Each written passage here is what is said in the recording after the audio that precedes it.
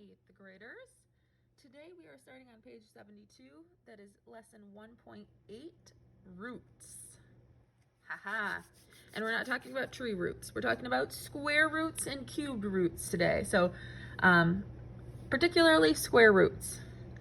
So a square root of a number is one of its two equal factors. So what it means is that when we have the same two numbers that multiply to get to a number, that's what the square root is. What that might look like is you would see this number to the power of 2. In number form, numerical form, if we would see 5 to the second equals 25, so 5 is a square root of 25. So basically, anytime we have a number to the second power. Now, every positive number has both a positive and a negative square root. We'll see what that looks like in just a moment. In most real-world situations, only the positive, or we call it the principal square root, is considered. So we're going to use something called a radical sign, which is this. It's kind of like a V with a little sassy hand. Okay, so we call this the radical sign. Is used to indicate the principal square root, so basically the positive square root. So let's take a look at number 1. Number 1, how we would say this is the square root of 64. The square root of 64. So the square root of 64 means that two numbers multiply to get to 64. So you could ask yourself, what of the same two numbers multiply to get to 64? Well, I know that that is 8 because 8 times 8 is 64. So if you flip to the front of your, hold on to that page. If you flip to your multiplication chart, we can see our perfect squares. For example, 2 and 2 multiplies to get to 4. And 3 and 3 to 9. 4 times 4 is 16. 5 times 5 is 25. So you notice if I keep going here, that basically this number to the power of 2 is the same thing as this number times itself. And that's really what the power of 2 means, right? It's a number times itself twice. So I can just keep going because I know that these are all going to be perfect squares. 12 times 12, 11 times 11, 10 times 10, etc. All right, so let's flip back in our page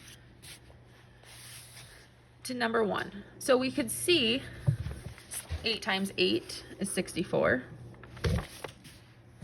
If we can also grab our calculators, there is a button for the square root.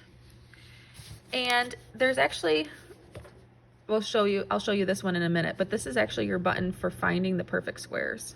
Okay, so if I said, for example, 2 to the power of 2, it's just an easier way to say 2 caret 2. Save you a little bit of time there.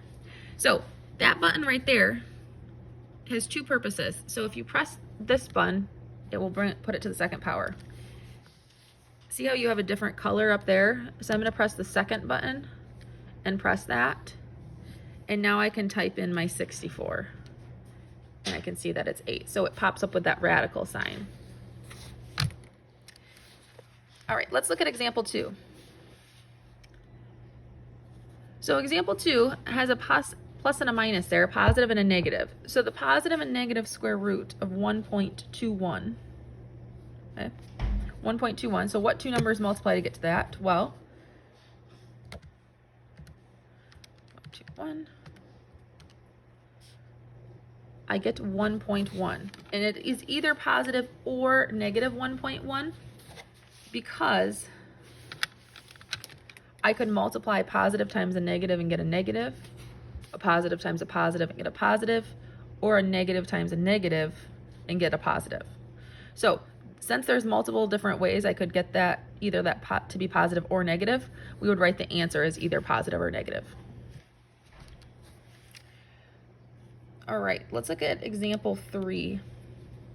This one's a little bit crazier, but it's okay. We have negative square root of 25/36. The negative square root of 25/36. Okay, so what that means is that my answer is going to be negative because this doesn't say positive or negative. I know I'm going to get my negative answer. So how I type that into my calculator, negative square root 25, fraction button, if you don't want to get a decimal. If you want your answer to be in a fraction, use the fraction button. Negative 5/6, negative 5/6. Okay, now, number 4. Number 4 is a trick question. The square root of negative 16. Well, there's no real square root because no number times itself equals negative 16.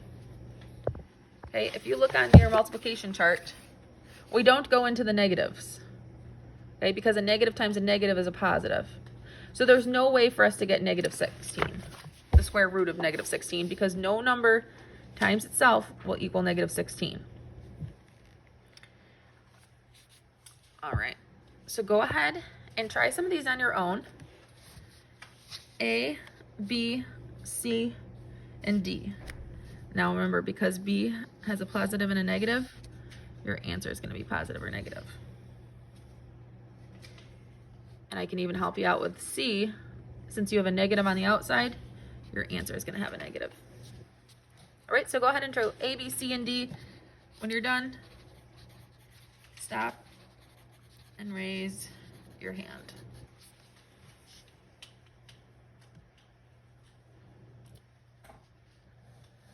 All right, so let's just wrap up square roots here with example 5. Example 5 says solve t to the second power equals 169. Okay, you know how to do this. It's not as scary as it looks. So what it means is that something to the second power equals 169. Well, that's just another way to say what we already did up here. Something times another number that of itself equals 64. It's the same thing down here. So what we would do is we would find the square root of 169. Okay, so it's kind of like you're almost taking the square root of both of those.